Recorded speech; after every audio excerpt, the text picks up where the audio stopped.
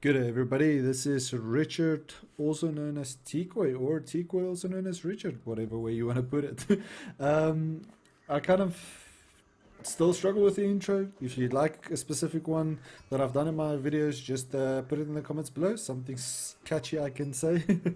But yeah, let's get into this game. It's a mirror matchup. Firstly, say what's this guy's name? Sadov versus Tico Channel. So it's a mirror matchup, as I'll show you guys shortly.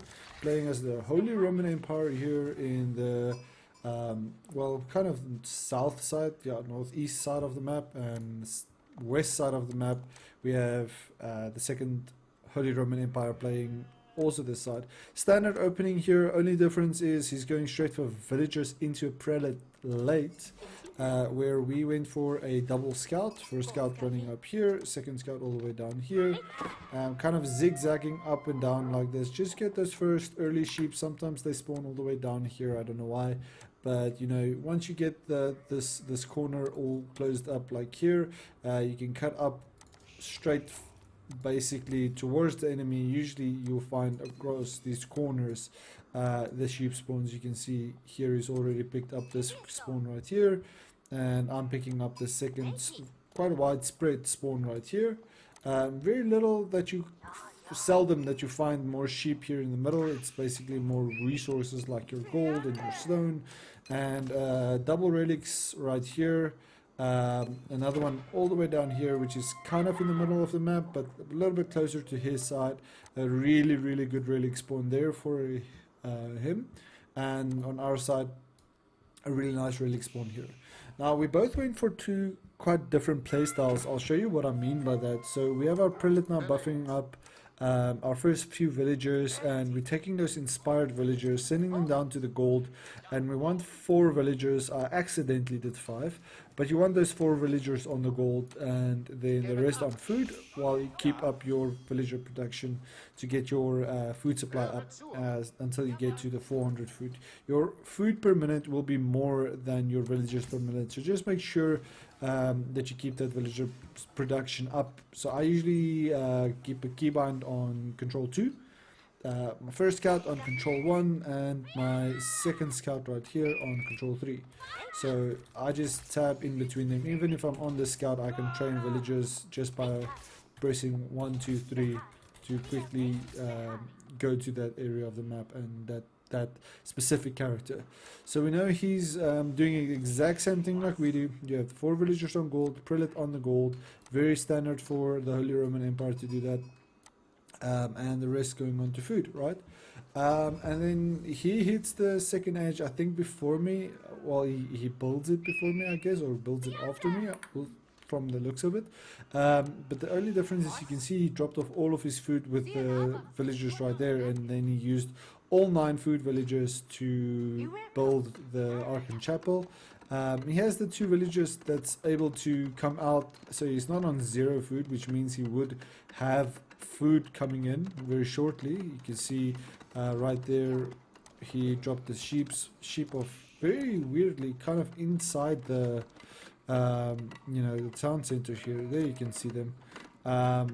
Very strange, but yeah, he's speed building the Archon Chapel, and I'll show you guys why. I don't necessarily think that's a good thing.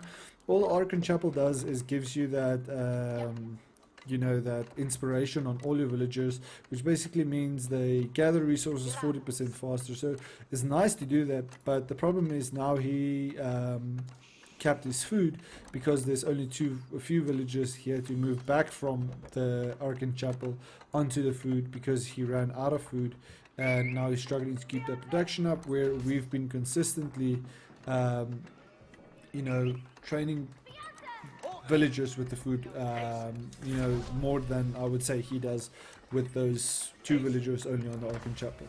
So he gets it very fast on 4 minute 20. You know, we have the 4 villagers now on the wood. We have the extra house coming up. You know, standing 4 or 5 villagers. You can see I moved one up. This is the villager that was on the gold. We keep only the 4 villagers. Moved over to 3 villagers now on the Archon Chapel, and then just building up that food. And once they are done, we'll move them over to the sheep, and we'll move the Prelate into the Archon Chapel. You can see his Prelate's already in the Archon Chapel, so all these villagers you know, are inspired. If we go to his side, sitting on 17 villagers. Now this is where the big difference in the game kind of comes in. You see he's doing long distance shopping now to get that food supply up, wood supply up. You know, there his lumber mill goes up, lumber camp goes up, and he has the few villagers on food, 9 food, 5 wood, 1 on gold. You know, he stopped on the gold, and now he's sending forward those villagers here to go construct this wall. Now we started with a double scout because specifically on this map, if I can show you from my perspective, we have this scout protecting this corner specifically for this, so he's gonna go isolate and stop this first wall from coming up, and we have the second scout going out, you know, to stop any forward wall happening on the north side of the map. The reason for that is this game has all of these resources in the middle of the map, you know, all these heavy gold, the relics, so, and the sacred site. So if you can control the center of the map, you can essentially win the game if it had to go into a late game. And specifically in mirror matchups, you have a tendency to go into the late game. But all we're doing now, I was considering going into you know, a minute arm rush, but because we don't necessarily have that opportunity, and I saw that he is playing quite defensive, I didn't want to waste any resources, so I wanted to keep a very high lead on that. So I finished my gold here, immediately moved my gold villagers onto food. So now we're sitting on 18 food villagers, 3 villagers on the wood. We quickly speed build the market, and you'll see we'll get the wheelbarrow upgrade, and now we can use the market to kind of balance the food. But why we did this is so I can get to the Reginald's Cathedral as fast as possible, and possibly before him. You know, you can see now on the income per minute, we're sitting at 570 odd food per minute. He's sitting on 570 odd food per minute. And you know, on the amount of villagers, he's sitting on 12 villagers, but they're on the sheep here. We also have the sheep, but maybe it's a little bit more traveling distance, and that makes it a little bit less. But now you can see now it's skyrocketing to 680, 690, and we'll do the same as what he did earlier by speed building. And you can see I'm not investing any other resources into anything else, rather than just keeping my villager production up. You know, keeping the scouts out so I can actually see what's happening. But he really heavily invested into wood so he can get these walls up. You know, whereas we invested heavily into food, dump all of the food into the villagers, and we use, you know, 17 villagers to just skyrocket this Reginald's Cathedral. Now, thing that you need to note here, you can see the Prelate right there is coming out. Now, I first thought, okay, cool, let's go for this Prelate relic right here, because we already stopped the wall from going up, so we do have an opportunity to contest these forward relics. And you can see we've, you know, have our first scout, second scout right here, and on his side he actually went for a barracks, which is a great move. You can train these early men-at-arms, which is specific to the Holy Roman Empire, and you can some other factions as well. I think the English has them as well. But you can see this wolf kind of helped us get a bit of time here so the wall doesn't get constructed. But I sent both those prelates, so the first one out of the Archon Chapel, the second one out of the town center, and the third one that was just built or produced rather, to the third relic right here. So we're going for that really fast relics. On his side, he did not drop his prelate out of his sorry, forgot the name of the building. Archon Chapel. He's also going for the Reginald's Cathedral, very standard for the Holy Roman Empire. You can play a lot more aggressive if you go into the Mineswork Palace and so forth, but I like going for this more defensive playstyle. I think that they are nerfing the gold per minute that you can get from this Reginald's Cathedral. I think it's going down, so just take note of that. But the Holy Roman Empire, you can see there, I pick up my first relic right here, and these men-at-arms, you know, they're not gonna catch you. They're running at a what's the movement speed, 1.12. Prelate is also, I think, 1.12. yeah, so the men-at-arms won't catch the Prelate. You know, they can maybe get a few shots off, but the Prelate's pretty high in health, 90 health, so maybe, you know, with the men-at-arms, you'll have to you know, do a good 9 shots to get the Prelate to die. So this won't work if you want to defend. You know, if they were maybe 5 or 6 men-at-arms early on, if that was what you wanted to do, that would have been a much better case. So accidentally kept the waypoint all the way down there, so we're sending stray villagers out, but you know, now we have the heavy wood, and that is specifically, we know the berries are going to run out, the sheep is finished, we have our gold, and there are double relic now coming in, third one very close. If we compare that to his side, you know, he must have some prelates out trying to collect those relics. Nothing on this one yet. The Resistance Cathedral is done. And still villagers getting trained, not actually picking up these relics. There's the first one right there. We'll check it from his perspective. So he has scout right here, villagers getting this wall up. That was his main goal the whole game, is to get me kind of walled in like he did. But I mean, I already got the most value out of this game by picking up this double early relic right here. And you know, I didn't contest any of the other relics, but he's also not really going for that. So that is a mistake on his side, not to contest those relics. And also the monastery, really not necessary as the Holy Roman Empire. It's not going to give you any advantage, and it's a heavy wood investment. Monastery is 200 wood. Instead of saving 100 more and going for a siege workshop, he's already in age 3. You know, get your siege up, maybe 3 or 4 mangonels with your men-at-arms, or with, you know, your knights would be a much better fight. So quickly from my perspective here, we back off because he outnumbers my men-at-arms. But one thing you have to note is we have the blacksmith up. You'll see the blacksmith does not have any of the upgrades, but because we are H3, we did get this upgrade right here that would be called the heavy maces. And secondly, right after that, you want to go for the other upgrade, which is called two-handed weapons. So heavy maces, two-handed weapons, and as soon as you can, the upgrade, because that's going to leave his men-at-arms as early men-at-arms, whereas our men-at-arms is going to be men-at-arms. But he did get the men-at-arms upgrade, so, and we also have ours, but we are pushing for the heavy maces and the two-handed weapons. And because we have 2 barracks, as you can see, both those upgrades are done, and you can see those beautiful maces now on the men-at-arms here. Now we know we have the number advantage. We are producing more men-at-arms because we can see, you know, he was focusing on military, so I kind of want to get map control first. I did not know about the pilot base going up right here. You know, just focusing very heavily still on the wood.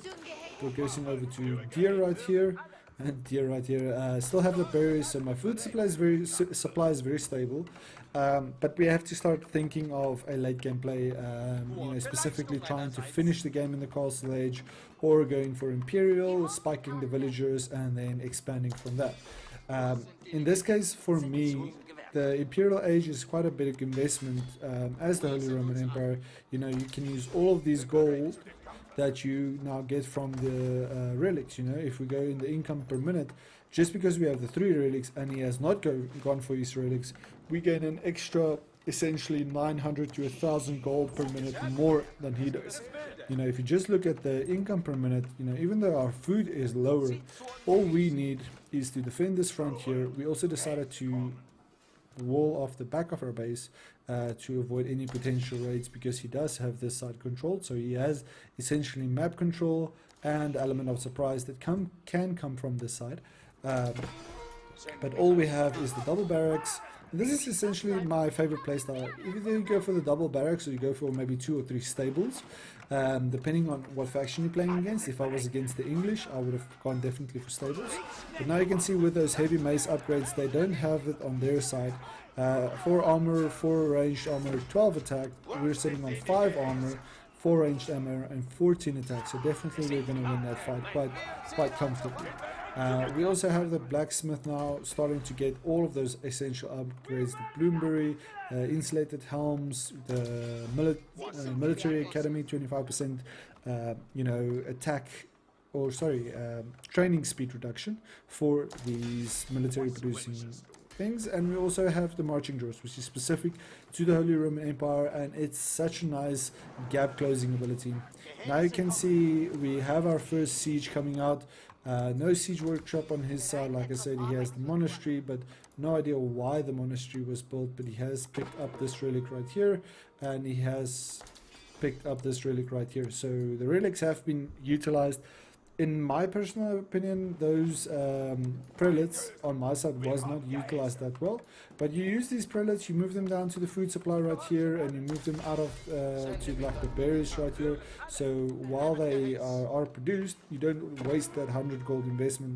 You actually just move them over to any units or villagers outside this inspiration ring, and that allows you to, very comfortably keep that 40% production bonus that you have on your villagers.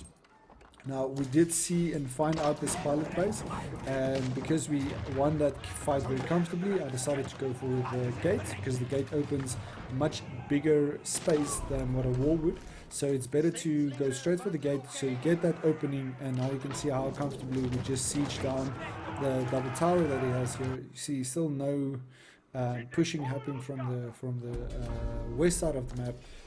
And you can see now he has the sacred site right here, second sacred site getting up there. I wonder if he went for the upgrade. He did not go for the Thys Barnes upgrade. That gives you quite nice resources, but that's only happening in the Imperial Age. You have these upgrades, the Devoutness, which inspires villagers gather the resources 10% faster, so essentially from 40 to 50%. You have Bendition, which inspires villagers construction by 15% faster. So if you go for castles or walls, stone walls and stuff, this upgrade would have been great if you were gonna do stuff like the stone walls and so on. And he is in the castle age, so you can get those upgrades. Lastly, you have the inspired warriors, which Prelates can inspire military units, improving their armor by 1 and damage by 15%. Now, on 10 damage, that's essentially 11.5 damage, but that little 1.5 is worth just as much as these upgrades that we had here. So it's quite nice just to have that Prelate in the army. But now we have a very, very comfortable 24 men-at-arms. We have the double mangonels to deal with any of his masses, and we have the scout just to assist us with that line of sight, so our mangonels and men-at-arms can actually work more comfortably. Now, when you're fighting in these type of situations, I'll just show you what I'll do, just to make your life a little bit easier. So my scout is now bound to 1, right? So I double-click any men-at-arms. You can even select all of it, control-click the unit that you want, and it will select all that unit in that category. So let's say I want the mangonels. I control and click on the mangonel icon down here. Now I have them selected. Mangonels go to control number 5, and men-at-arms control number 4. Scout is on 1, so now I can comfortably, jump between my units. We picked up the scout right here. Very easy to do with these upgraded men-at-arms. We stopped the sacred site, or neutralized the sacred site right here, not capturing it, but just neutralizing it, and now we are planning to start going on aggressive. I was thinking of pushing forward here, but you'll see shortly I sent not all, but 11 men-at-arms and this one little landcanet forward, so I can deal with this sacred site right here. So I just moved in this general direction. It picks off the prelate very, very easily here. And now you can see they're just standing there, not even dealing with this wall that's being built here. So he's trying to get map control, trying to play on the defense and getting that resources up. But you can see just with those 2 relics that he has, how much more comfortable he's getting gold now. So these men-at-arms are going to struggle against, quite a lot of crossbowmen. So he's sitting on 12 crossbowmen, and they will deal very, very comfortably with men-at-arms, because they do +9 versus heavy, so essentially 20 damage per crossbowman against these men-at-arms, because they do count as a heavy unit.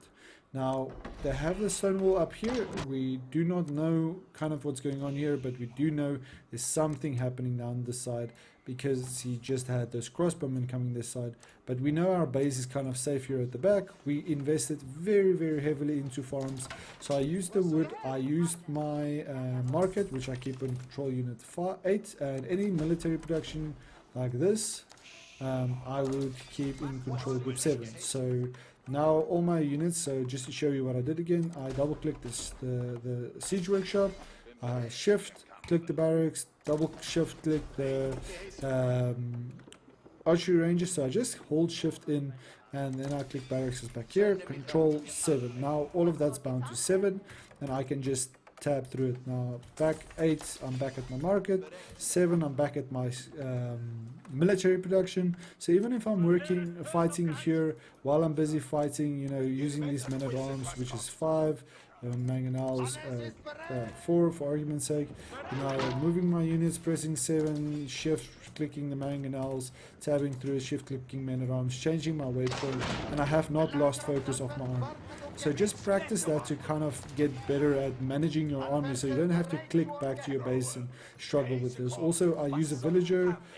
You'll click, for argument's sake, you press QA so you can select farms, and then you can just spam click farms and these villagers will start building the farm. Just take note, if you start building farms, it's very important to get your farms underneath your Archon Chapel. A lot of people don't do that. They build their farms underneath the town center or like this underneath the mill right here. But these farms right here will produce 40% more food than the farms right here if you don't have those prelates that are inspiring the villagers. So if I moved those prelates to the berries that was here and I left them there, they would have still inspired these maybe 6 or 7 out of those villagers, which would have increased my food supply by at least maybe another 200 per minute. So it's very important to take note of that. It's just going to give you a much stronger economy. We finished this gold vein here. We have a second gold vein available there. We finished the deer. We have the wood line now. And as you can see now, he tried to wall off like he did here, like he did here. Every single time trying to wall off like he did here again. Now there's this whole army at the back that has to double back another pilot base. So a pilot base is essentially a forward base, not inside your base, which allows traveling distance to be less and reinforcement times to be a lot quicker for these units to kind of get to, let's say, here on the map, or you know, play aggressively into my base. If I was him, I would have moved my units, because I saw this army when it came through here, right? So I know there's a very big army on the front doorstep here. This army, in my opinion, needed to go through here, and he needed to push that into my base, because that's the only way in this case type of scenario where you have a possibility to defend, because you have your villagers and your siege that is already in the front here. You have your barracks and some barracks that you can train here. He's sitting on 700 wood, so you can use that to build 3 barracks straight away right now, and use that to produce 4 to 5 men at arms, and just keep trickling them in here while he's taking this very strong army that he has right here and going for an attack. Sorry if I sneeze, I can feel it coming. So just to show you the difference now, it's a mirror matchup in a cinematic view, but we're sitting, you know, on essentially 29, let's see, so that's 37 farms, you know, for late game, compared to 1, 2, 3, 4, 5, 6, 7, 8 farms. So his food supply is essentially 0. You know, he has a few farms coming up here, heavy on the stone, heavy on the wood, but where is the food supply? I can't see. There's berries here, deer that he picked up here a little bit. There's 4 deer here that he did not touch. But he has all this military production, but he can't keep up with it because he does not have the food supply.